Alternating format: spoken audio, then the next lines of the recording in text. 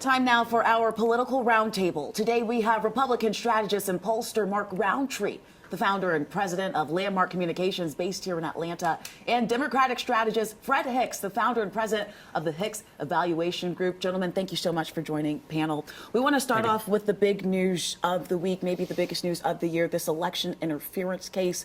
DA Fani Willis no longer able to be on this case, but with President-elect Trump set to take office, my question for both of you is, is this case even going to be a case come January 20th?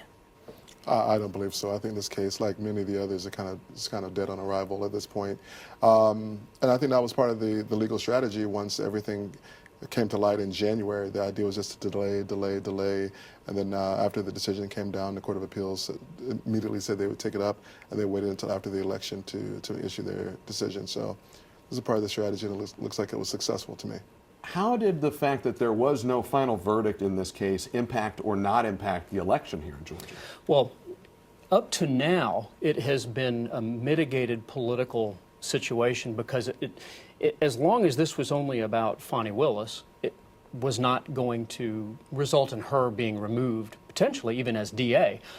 However, at this point, she now has made so many errors with this case, legally and politically and professionally, that she now could easily become a political issue in a lot of different campaigns, and that's when the legislators and the governor may start caring. And Fred, I want to make sure you have a chance to respond to that. We do want to be clear, we've reached out to DA Willis's camp many times over the course of this case. They've defended their conduct. DA Willis has defended her conduct on this case. Fred, where do things stand for DA Willis now? She just won big time in a re-election campaign of her own in November. Somehow or another, the actual underlying issue in the election interference case has been lost, right? Did Donald Trump attempt to interfere with the Georgia elections? And that's not even a question that anyone seems to be addressing, including the Court of Appeals when they issue their decision. So that's disappointing. But the second point about DA Willis's future, political future, I think that's a bit up in the air right now. Let us not forget that there's a newly empowered prosecutors oversight panel that has the ability to remove prosecutors from office for any number of reasons. And so it'll be interesting to see that panel, which is largely constituted of Republicans, what they decide to do in 2025 with that, will they attempt to move her? Now, when we take into account what happened with YSL, I'm of the belief that they might feel even more empowered right now because there are multiple factions or groups that are not happy with DA Willis right now.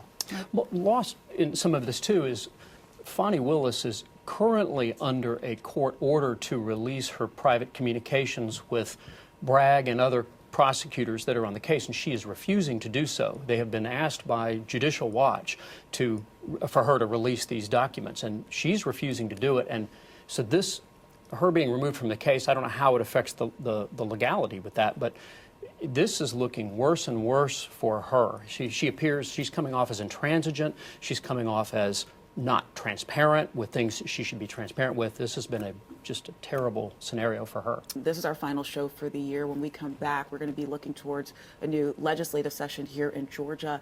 What do you have your eyes on?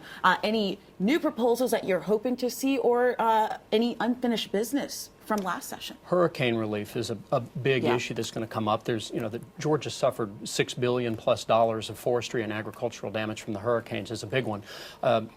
Gambling is sort of like Jason from the Halloween movies. It just doesn't seem to want to die, so I would expect that to come back up, even if it keeps failing. And one other one, just to keep your eye on for this term, maybe not this session, is going to be a potential issue of looking at the elimination of the state income tax, and that has seemed to have picked up some strength in the Senate. And that's a big one. We're running low on time. Fred, last word to you. The biggest thing you're looking out for in 2025 under the Gold Dome? The battle between a newly empowered Burt Jones and Governor Brian Kemp over who's going to lead the Republican caucus. Well, boy, that is what we call in the TV business a good tease, because we're going to have a lot to talk about in 2025. We are done for the Political Roundtable today and for the year. Guys, thank you so much for being along for the ride. Thank you for having us. Thank you for sticking with us. We will be back right after this with the Voice of the Voter.